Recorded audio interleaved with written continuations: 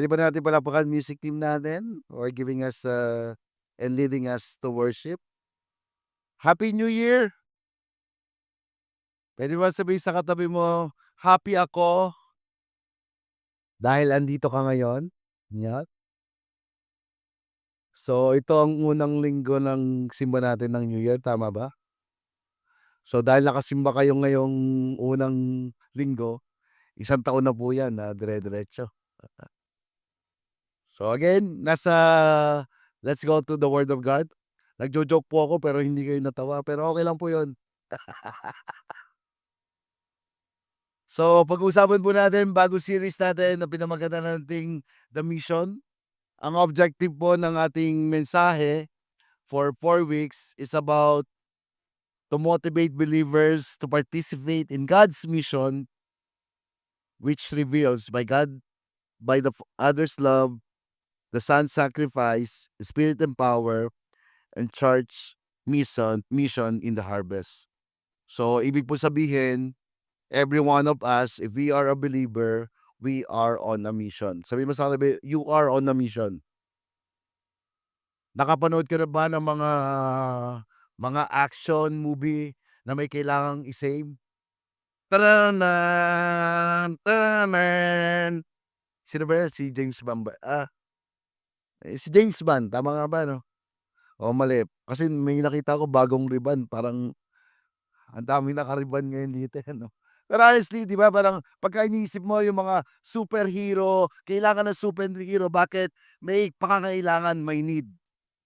So all of us, if we are a member, we are not only a follower, we are not only a disciple, but we are also a messenger of reconciliation. If you are a member, you are a minister.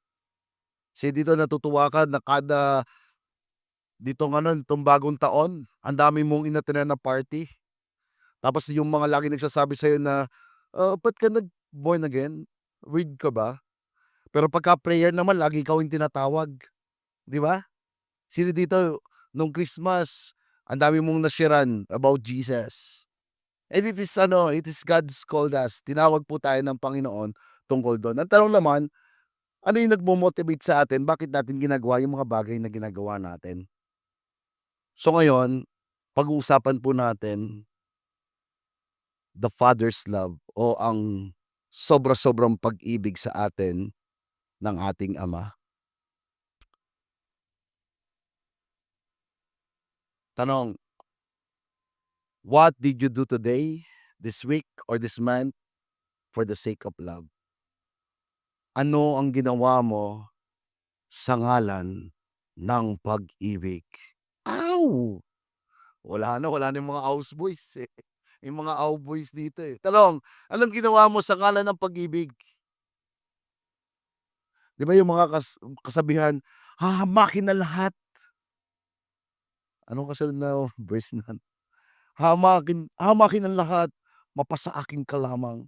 Gagawin ko ang lahat, tatawidin ko ang bundok, at tatawidin ko ang dagat, aakyatin ko ang bundok, mapasa akin ka lamang." 'Di ba parang gano'n? So, for us, maybe we do an act of kindness, a small act of kindness. Service, nung kanina pong umaga nagtanong ko, ano yung ginawa mo sa ngalan po? Ako pastor talagang I want to serve. So service, some of us, sacrifice, that even hindi naman karapat-dapat para sa kanya, pero because you love him or you love her, you sacrifice for her. Ano pa, yung forgiveness. Madali ba magpatawad? Yung asawa ko po, mahal na mahal ako kaya lagi akong pinapatawad. 'Di ba, if you are in a relationship, mga babae at lalaki, sino ang mas unang nagpapatawad? Babae ba o lalaki ba? Sino magsasabi dito, "Mga lalaki ang unang nagpapakumbaba." Oh, wala. Takot kayo ano? Sino dito ang magsasabi kahit labag sa inyong puso, mga babae ang laging humingi ng tawad? Amen. Pero it depends. Sometimes it depends because how we love the person, pero bilang Kristiyano, it depends how we love God, how we understand who He is into us. Not only forgiveness, pero yung isa sabi dito kasi yung service, sacrifice, forgiveness, pang-Christian 'to, eh. Yung isa naman sabi niya, oh, "Nang dahil sa pag-ibig handa ako makipag-away para sa kanya." Yung tipo na ipaglalaban mo ang lahat, poprotektahan mo, ganito yung gagawin mo dahil gano'n mo siya kamahal. O yung isa naman, wala kang pakialam kung gaano kalayo yung iyong lalakbayin, makita mo lamang siya.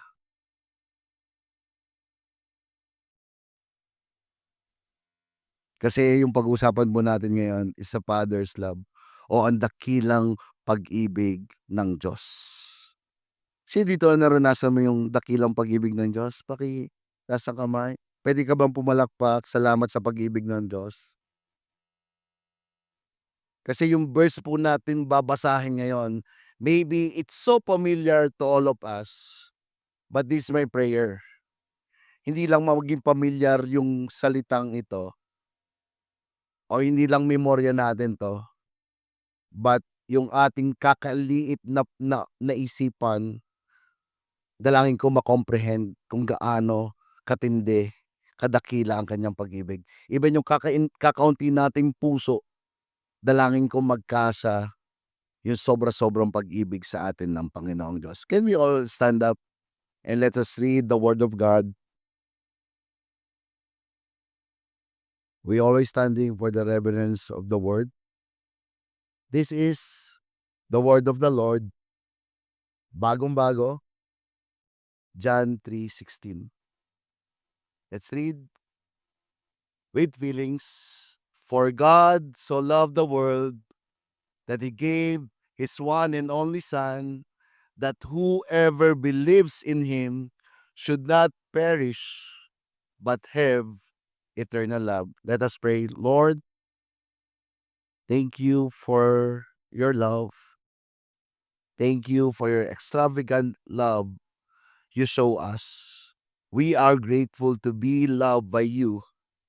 Help us to grasp the depth of this love and live it out.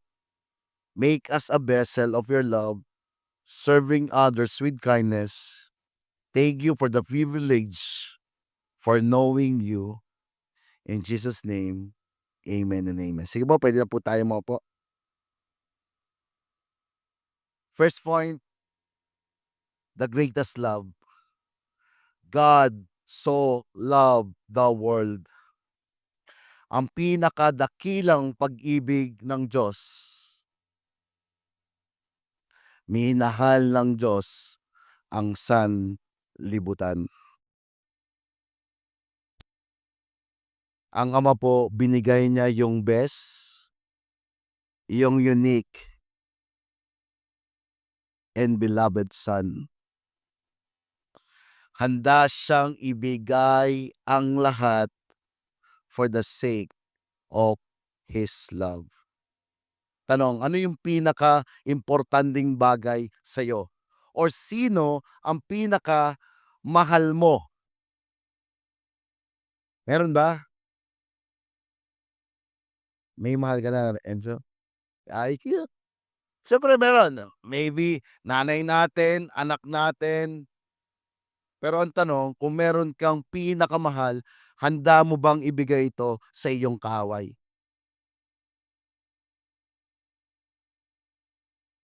For God so loved the world.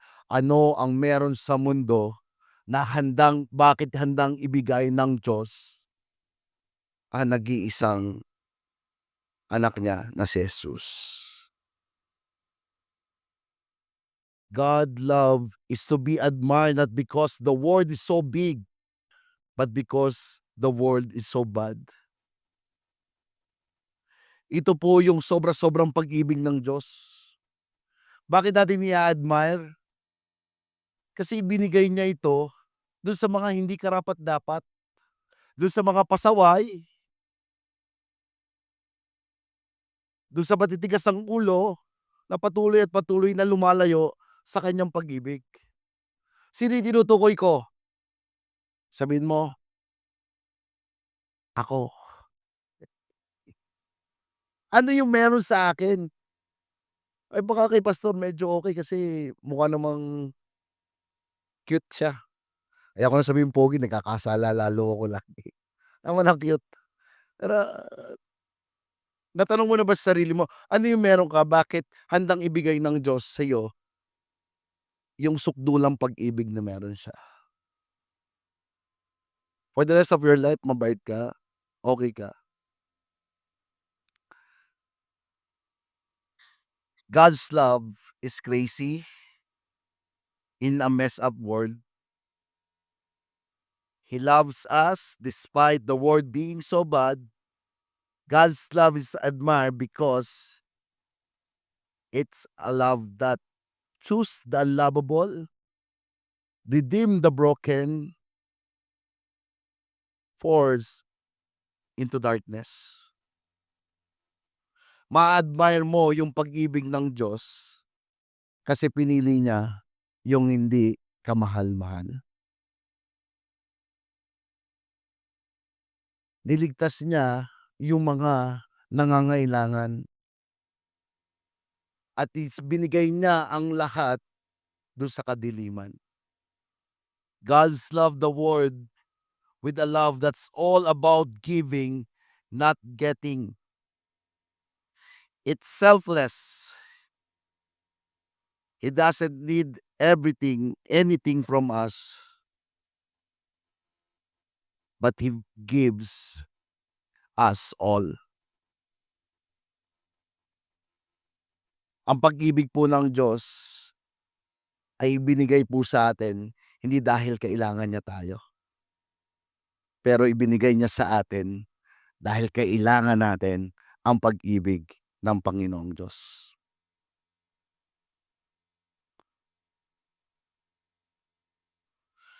God love the love of God is wonderful thing, especially when we see it set on a lost, ruined, guilty world. Maintindihan mo na gano'n ka-crazy ang pag-ibig ng Diyos, gano'n kaganda ang pag-ibig ng Diyos kung papaano mo titingnan ang ating mundo. Tama ba? Kasi sinasabi dun, "For God so loved the world." Ibig sabihin ng kanyang pag-ibig ay inclusive, para sa lahat. So, ibig po sabihin, pastor, pati ba si Hitler na pumatay ng napakarami, the love of God is for him? Sabi nito, yes. For God so loved the world, the greatest love of all. Ang pag-ibig man ng Diyos ay para sa mga kontraktor, sa yung flood control na meron po tayo. Sino dito pagka naalala mo yun, lagi ka lang ano, "Ay sayang yung binabayad kong buwis." 'Di ba yung nagagalit ka na rin parang the love of God, for God so loved the world, is for our enemy. Sino yung pinakang may kaaway dito? Yung pagka naalala mo yung kaklase mo nung grade 6 o grade 3, nagagalit ka pa rin.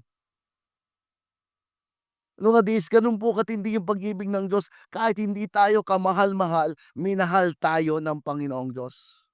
Kung bibili ka ng kung halimbawa, kung bibili ka ng isang bagay na mahal, yung costly, siyempre ang bibilhin mo yung gustong-gusto mo, tama ba? Kung magbibigay ka ng sobra-sobrang pag-ibig, yung ibibigay mo ang lahat dapat dun sa nag-iisang mahal mo. Well, look at this, ganun katindi ang pag-ibig ng Diyos na kahit hindi tayo kamahal-mahal, kahit we are not qualified, binigay niya yung pag-ibig niya sa lahat. This is the greatest love of God.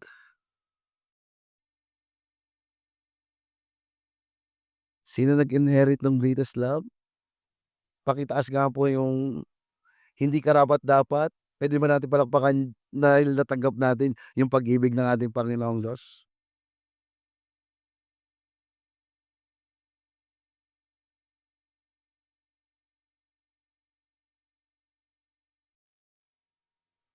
Kung bibili ka ng isang bagay na mahal, saan ka pupunta? Siyempre dun sa worth it. Pagka bibili kang sapatos, siyempre hindi naman yung basta-basta, dapat yung limited edition kasi mahal. Pero ang Diyos, pinuntahan tayo, minahal tayo. Bakit? Ano yung meron tayo? Sige nga, tanungin mo yung katabi mo, ano yung meron ka, bakit namatay ang Panginoong Diyos para sa'yo? Pakitanong nga.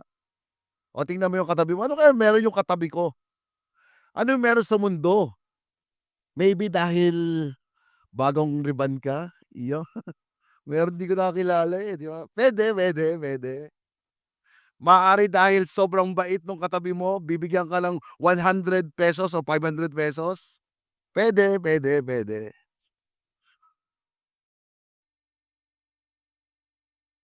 Pero honestly, there's nothing lovable in it. Wala po.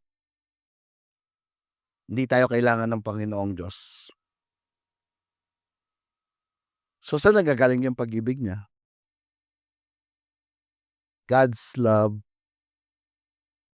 is spring from Himself. Ang pag-ibig niya mismo ay nagmumula sa atin. 'Pag ang tao, mahal ko siya dahil natandaan mo nung una kang umibig, Benj? Ano yung nagustuhan mo sa sino dito may mga partner, you are in a relationship, may asawa, pakitaas nga po ng kamay. Yung masayang nagsasama, pakitaas pa ng kamay. Uy, lalong dumami, gusto ko sa church natin, eh, di ba? Pero ang tao pagka nagmahal, may something tayong nai-inherit o meron tayong nakukuha, tama? Because bilang tao, we are conditional. Pero yung love ng Panginoong Diyos, wala po siyang nakukuha sa atin. Ito po mismo ay nagmumula sa Kanya because God is love. This stream of love flows from its own secret source is the eternal deity, and it owes nothing to any earthborn rain or stream. It springs from beneath the everlasting throne and fill itself full from the spring of the infinite. God is love. So, looking this, loving the unlovable, loving unconditionally, loving sacrificially, God is love. How among you here you want to receive this greatest love? Sino dito, Kristiyano ka na, naiisip mo ba, baka walang nagmamahal sa akin. Pero understanding this greatest love, wala na po tayong hahanapin pang iba. Kung minsan nag-iisip ka, kawawa naman ako, buti pa sila meron laging ka-holding hands. Kapitan mo yung kamay mo, maglakad ka ng solo, holding hands ka rin. Honestly, kung naiisip mo ba yan minsan, ba't parang solo ako? Hindi po. Understanding this is the greatest love of all that can not only sustain us, but sobra-sobra po itong ating nararamdaman. This is the greatest love of God because He loved the world. Second John 3:16, for God so loved the world that He gave His one and only Son. That He gave His one and only Son. Second point, the greatest gift. Ang pinakadakilang regalo. Dahil sa sobra-sobrang pag-ibig ng Diyos sa atin, ang dakilan niyang pag-ibig, ito ang nagbigay daan sa Panginoong Diyos na ibigay ang kanyang anak. Yung love, may action. Hindi mo puwedeng sabihin, "Mahal kita," pero lahat ng pangangailangan ko ibigay mo. Ang love po dapat merong kang ibinibigay. Pero yung ibinigay na ito, madali pong magbigay kung ordinary lang yung ibibigay mo, tama? Parang ako po, paborito ko po sapatos. Pagka nagbigay po ako ng sapatos titignan ko po dun, ano yung pinakang ayaw ko na dito. Pero lagi akong kinukulit nung kaibigan ko sabi baka daw may maarbor sa alin kaya dito? Ay ito medyo luma na ito yung bibigay ko. Pero minsan depende sa ano, eh, yung sa tindi ng love mo din dun sa person na nanghihingi. Pero ikaw, ibibigay mo ba yung pinakang-best mo for the person? Siyempre ibibigay mo yung best mo dun din sa best. And what we receive this Jesus, when God gave His only Son, this is the greatest gift that we ever receive. Jesus is the greatest gift because He is the ultimate expression of God's love. Think about it. God gave His only Son. Ibinigay niya ang kaisa-isa niyang anak.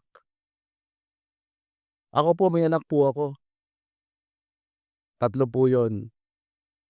Isang 15 years old, isang 11, isang 9 years old.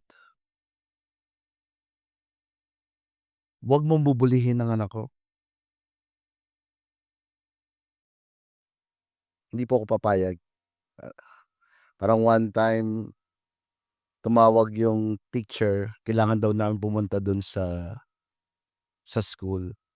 Pero bago pa tumawag yon, nagsabi na po yung anak ko na siya'y nakipagsuntukan. So kami, kilala namin yung anak namin, medyo makulit din, mana sa nanay. Pero alam namin pagka gano'ng issue hindi siya lalaban. So nung kinakausap namin, sabi ng teacher, "Sir, alam niyo na po ba yung nangyari? Ah, um, sinugod po yung anak niyo, after sugudin yung anak niyo, lumaban din po yung anak niyo." So parang sa amin, sa anak sabi ko, "Nasaan kayo nung nakikipagsuntukan yung anak ko?" Parang gano'n yung into my mind. Pero siyempre, parang ang point ko lang, 'wag mo kakantahin yung mahal ko sa buhay. Pero look at this, yung anak, yung Diyos anak ay binigay niya dun sa kanyang kaaway. There's a reason bakit kailangan natin ang Panginoong Hesukristo, because there's wrath. Ang Diyos ay galit sa tinatawag na kasalanan. The only qualified for our sins, para makuha po yung kasalanan natin, is only Jesus. Kordero ng Diyos na nag-aalis ng mga kasalanan ng sanlibutan. Sino yung korderong yun? It is Jesus, a Lamb of God. Now in the New Testament, it is Jesus. Is only qualified. Bakit? Sabihin mo sa katabi mo, makasalanan tayo. For all have fall short to the glory of God. We are all have sinned. At kung may kasalanan tayo, disqualified na tayo maging Savior. It's not by works. It's not about the religion that we are attending, but it's about who believe in Jesus. That's why He is the greatest gift of all. The one who took our mess, paid the price we couldn't pay, died, but won over death. God toward us before we move toward Him. Ito ang matinding pag-ibig din ng Panginoong Diyos. Siya po ang nauna sa atin na lapitan tayo bago pa tayo lapitan natin siya. Siya po ang unang nagmahal sa atin bago pa natin mahalin siya.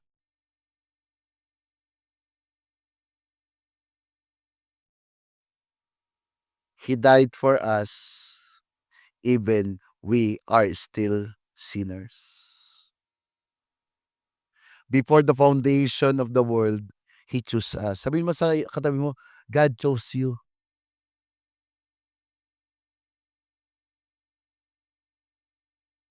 Siya po yung regalo, but in the same time, ang Diyos po mismo ang tumawag sa atin para magkameron po tayo nitong regalo. Hindi niya tayo minahal dahil kailangan natin siya, but minahal niya tayo dahil kung sino siya. Love always costs, tama ba? Ang pag-ibig ay magastos, 'di ba? Magastos din, 'di ba? Lalo na nung bago ka pa lang nanliligaw, gusto mong i-impress.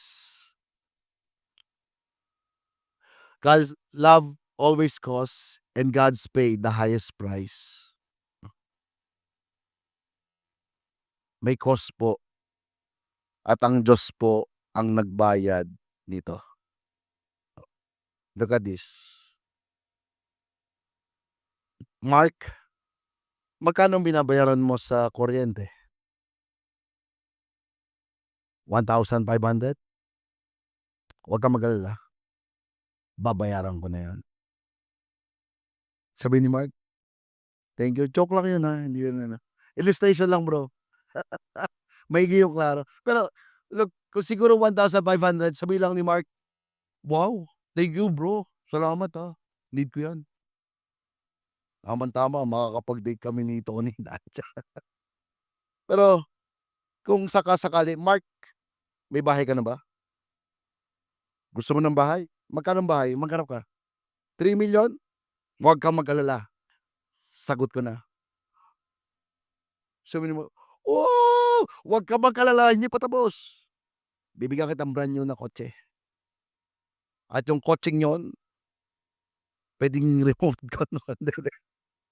Pero tingnan natin, kung magkano lang 'yan, kung simple lang 'yan, just only a wow. Pero kung may cost 'yan, dun makikita na gaano kamahal ikaw. This is the greatest love of God because He is just, that's why He gave Himself also so that yung kasalanan po natin ay mabayaran. God is love. Pinakamatinding pag-ibig, pinakamatinding regalo. John 3:16, "For God so loved the world that He gave His one and only Son, that whoever believes in Him, that whoever believes in Him," the greatest invitation.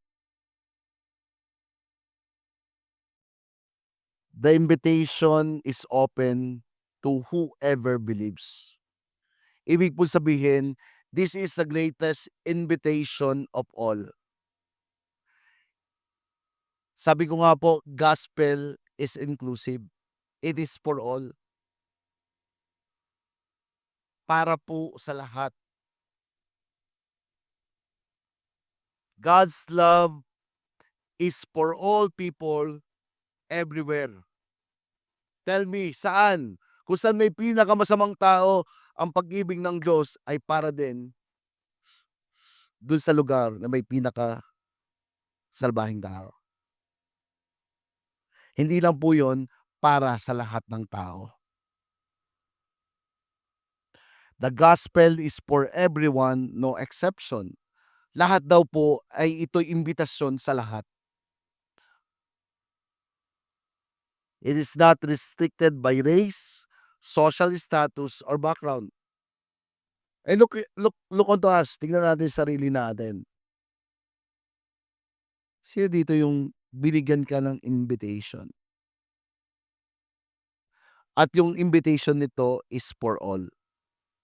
Pero kahit for all ito, it's also exclusive because there's a need to believe. Gospel is inclusive, but there's a need to believe. It's also exclusive because there's a need to believe and there's a need to obey.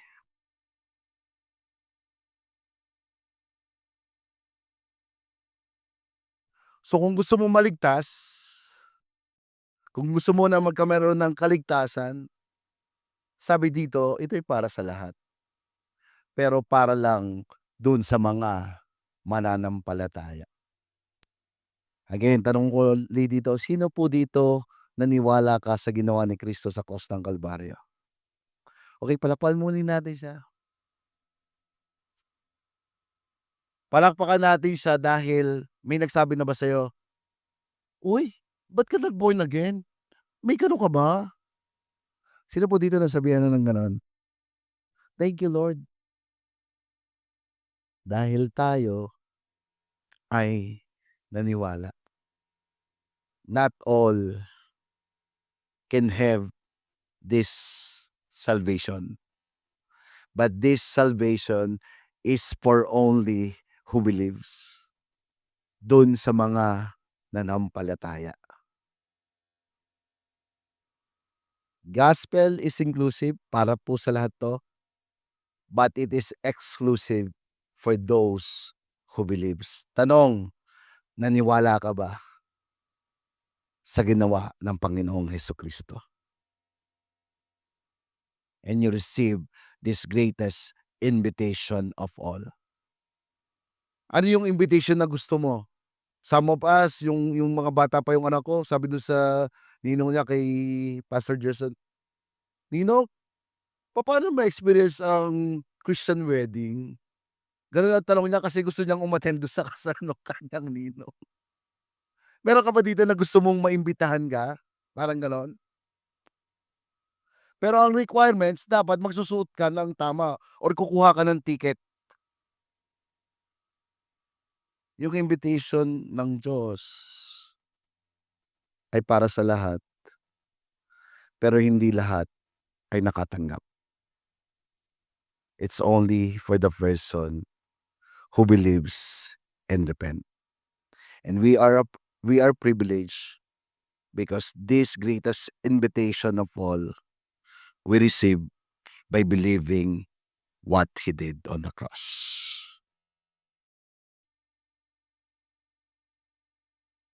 John 3:16, for God so loved the world that He gave His one and only Son, that whoever believes in Him should not perish. The greatest escape, ang pinakamatinding pagkakalaya.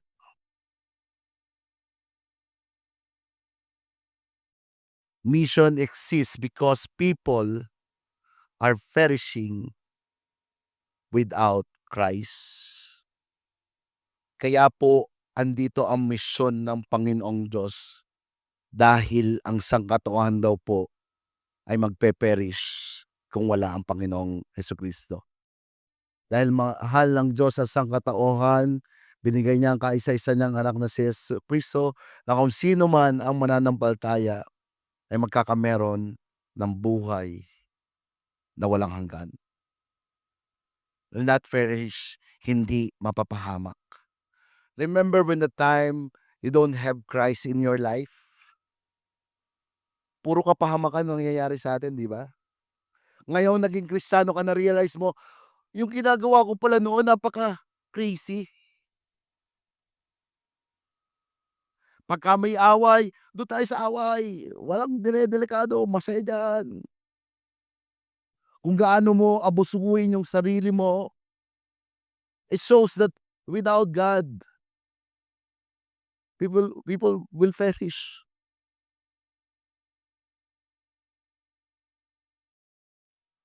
Ano yung perish? Mapapahamak po tayo. Hindi po ito yung Ferris wheel. Corny na naman.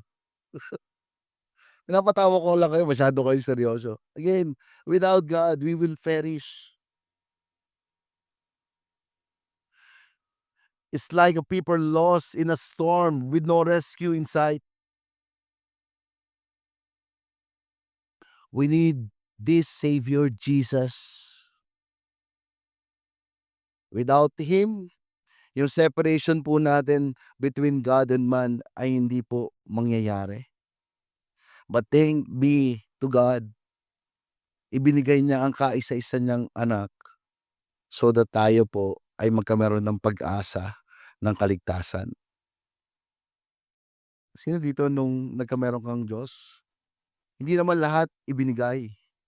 Tayo din naman dumadaan sa maraming problema ng buhay.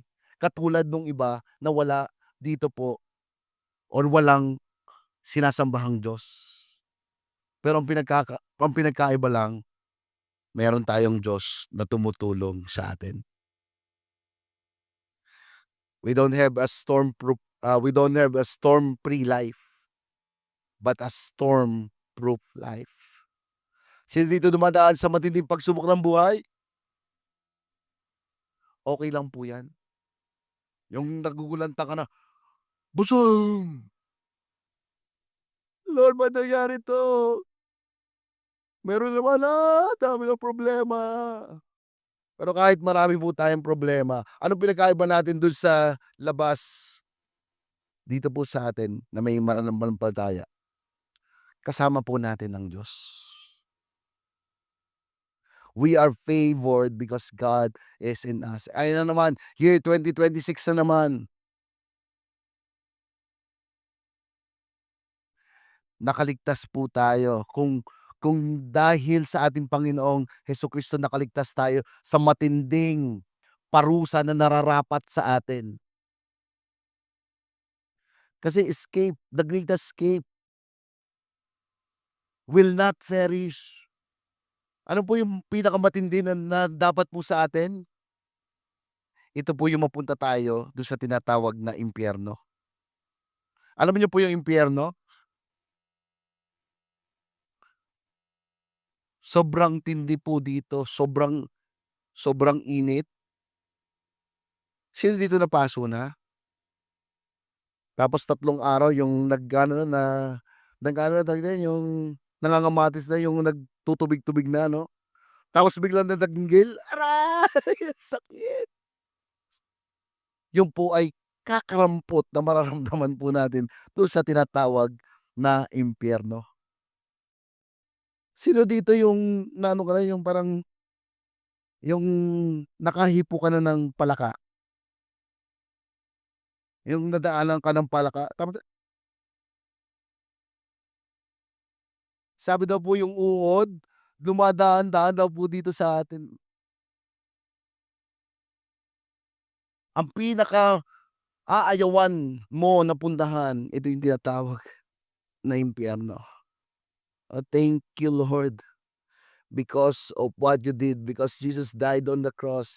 He get all the sin that we have so that we are yung redemption po ay atin pong natagpuan. We escape for this hell na tinatawag. Last,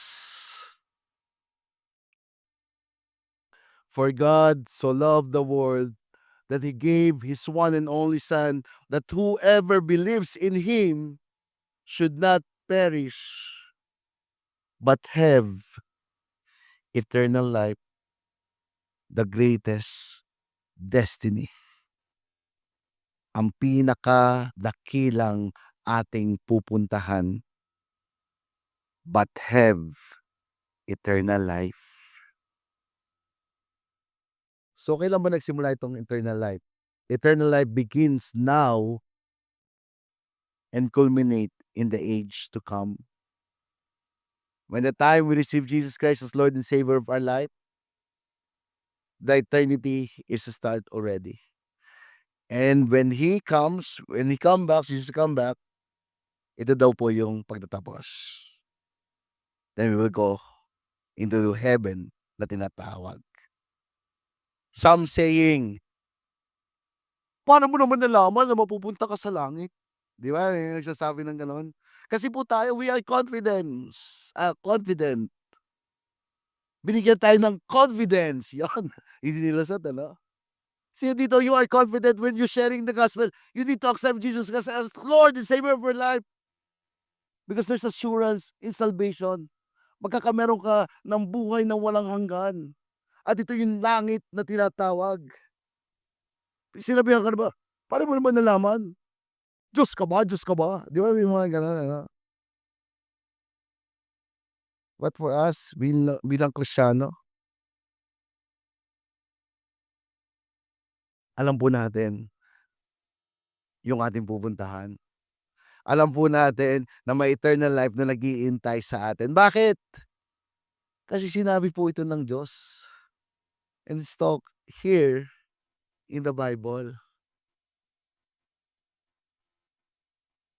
God says we can know. Puwede po natin malaman at tayo po mismo ay may kasiguraduhan. Jesus said, "I am the way, the truth, and the life. No one comes to the Father except through me." Sinabi niya po ito in John 14:6. At kung sino daw po ang mananampalataya, siya ang daan, ang katotohanan, walang makakarating sa Ama kung hindi sa pamamagitan niya. Tanong, lahat ba ay may greatest destination? Dahil ba ikaw ay nasa simbahan, magkakameron ka ng greatest destination? Eh, pastor, ako nga nagbubukas ng simbahan, ako pa nagsasara. Ba't tinalo mo pa si Kuya Chester? Posible ba? Eh, nagpe-preach naman ako dito, ah. If we don't know that Jesus is the way, the truth, and the life, we don't have this greatest destiny, which is eternal life. Bakit? Bago po niya sabihin nito, "I am the way, the truth, and the life. No one comes to the Father except through me." Si Thomas po ang sabi, "Papaano po ba makarating sa langit?" Parang sinabi niya dun, "Ako'y aalis, ipe-prepare ako ang lugar na para sa inyo at alam alam ko na alam niyo na ang patungo papunta dito." Pero look at this, si Thomas po na all throughout nasa simbahan, all throughout kasama ni Kristo nagpagaling, nagpakain ng marami. Maybe he looking for the ano, for the abundance living here on earth. But yung papunta dun sa pinakamatinding destiny, yun pa ang hindi niya alam.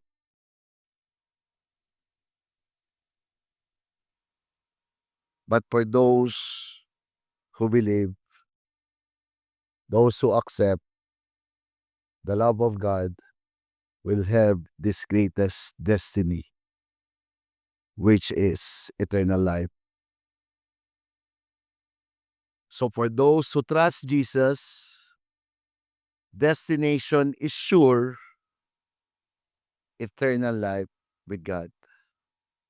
Sino po dito nagtiwala na kay Jesus?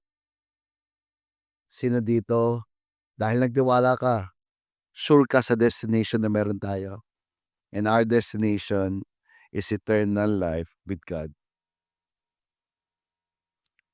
So understanding this pinakamatinding pag-ibig ng Diyos, pinakadakilang regalo, pinakadakilang paanyaya, at pinakadakilang pagtakas, at pinakadakilang tadhana, ano naman, we need to understand this so that there is also a urgency to share this very great news ever. Understanding John 3:16, it will end up to share this to others. Tanong, are you willing to share this?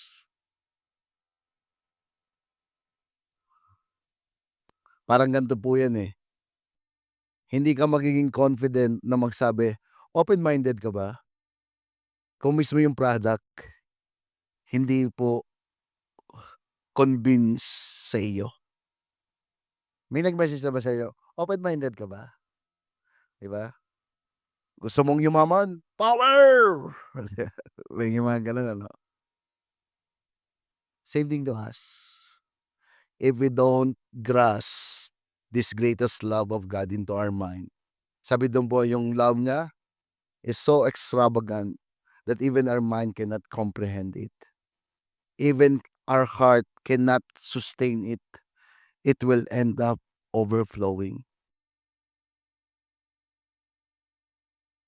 May kakilala po ba kayo na wala pang Diyos o hindi pa po alam itong greatest gift? I believe God is telling us we are in a mission. Yung God's love na na-receive natin, it will not only in us, but it's also for those people who need Jesus. Let us close our eyes and let us pray. Lord, thank you for your love. That truly your love is for the world. Your love, your God's love for the words is the driving force of mission. Thank you for sending Jesus to demonstrate he seeks to reconcile the world to himself. Lord, thank you because also you said in John 20:21, as the Father has sent me, even so I am sending you.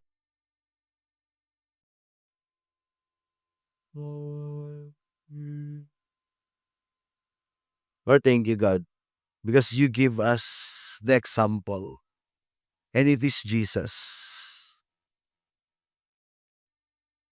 If you send him, now Jesus is sending us also for the people who are in it. We want to say sorry.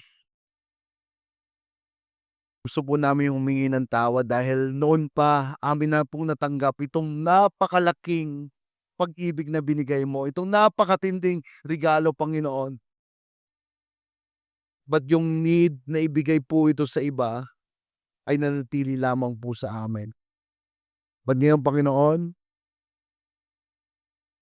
we want na maintindihan, maunawaan ang iyong pinakadakilang pag-ibig. At dalangin po namin na kung ano yung compassion mo when you see the lost are harassed and helpless, we will also have this heart to love them, to feed them. When we see the light, we pray, God, that your face shine upon us. Lord, help us. Kung papaano po na-receive namin yung pag-ibig mo, ganun din po namin ito ibibigay sa iba. For God so loved the world that He gave His one and only Son, that whoever believes in Him shall not perish, but have eternal life. Lord, thank you, because this is your unconditional love that we receive, that give us assurance for eternal life. It is you, Jesus, who give us hope, who give us also assurance that there's a better life awaiting in us, because you answer this greatest need we have. The greatest need we have is the forgiveness of sin. And if you give it to us, what more a better life living here on earth? Kung naunawaan mo yung pag-ibig na sobra-sobra ng Panginoong Diyos na binigay sa atin, na yung pinakakailangan natin ay kaligtasan para hindi tayo mapunta dito sa tinatawag na impyerno, ano pa kaya yung pangangailangan mo dito sa mundong wibabaw? If you are that person that you asking, Lord, sagutin mo naman yung panalangin ko. God is assuring you, God will answer your prayer. But the question, are you willing to trust? Are you willing to believe? God is answering your prayer. Second person that I want to pray, it's not only God will answer your prayer, but second person I want to pray, it is not accident. Hindi po accident na nandito ka ngayon. Gusto ng Diyos na maintindihan at maunawaan mo ang kanyang sobra-sobrang pag-ibig, ang kanyang sobra-sobra o pinakamatinding imbitasyon at iniimbitahan tayo ng Panginoong Diyos na magkameron nitong tinatawag na buhay na walang hanggan. If you are that person that you understand this message, that accepting Jesus as Lord and Savior of your life will give you this eternal life, I want you to raise your hand and I want to pray for you. Yes, yes, yes. Thank you, Lord. Yes, thank you, Lord. Maltini lang po nakataas ang inyong kamay. If you are the person, follow my prayer. Lord, thank you. Thank you, God, for your extravagant love that you gave through Jesus. We accept Jesus as our Lord, the Savior of our life. Thank you, God. Because of Jesus, we receive this eternal life. Let me pray for you, Lord. Thank you. I pray, God, that in you, people will not perish. I pray, God, that you put into their mind that you are Emmanuel. God is with us. Whatever situation they are facing, what circumstances they are now, Lord, thank you. Because you are the one who will fight their battle. Bless those persons who accept you as Lord and Savior of their life. And we pray na bigyan mo po sila ng tamang tao na tutulong sa kanila na palaguin ang pananampalataya. In Jesus' name. Can we all stand up?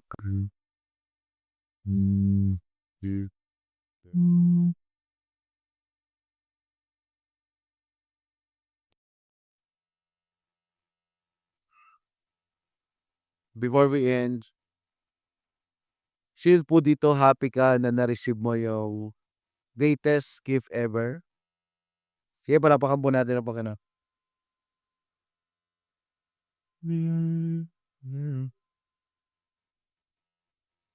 Bago po tayo mag-worship, pwede po ba na wag po natin sayangin yung pag-ibig ng Diyos na binigay sa atin?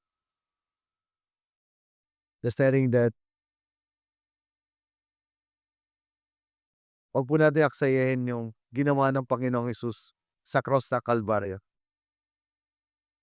Remember when the time na sinabi niya doon na, Lord, Panginoon, Ama, tanggalin mo itong cup na ito sa akin. But if this your will, let your will be done. Ito yung sobrang mag-ibig niya. Parang hindi niya kaya. Mismo sa kanya, ayaw niya. Pero dahil sa pag-ibig na pinigay niya po ito. So for all of us who accept Him as Lord and Savior, wag po natin aksayahin yung ginawa niya sa cross ng Kalbaryo. Wag po natin aksayahin yung namatay siya at nalayo siya sa Ama para sa atin. But let's give our all because of this love that we give God. Lord, thank you. Truly, ikaw lamang, Panginoon Diyos. Dalangin namin na kami ay maging kami ay dedicated sa iyo, Panginoong Diyos. Lord, kung yung puso mo binigay mo sa amin, yung pag-ibig mo binigay mo sa amin, yung kaisa sa anak mo binigay mo sa amin, dalangin namin, Panginoon, i-allow mo rin na ang aming mga buhay ay ialay din namin sa iyo, Panginoong Diyos. Let's worship the Lord.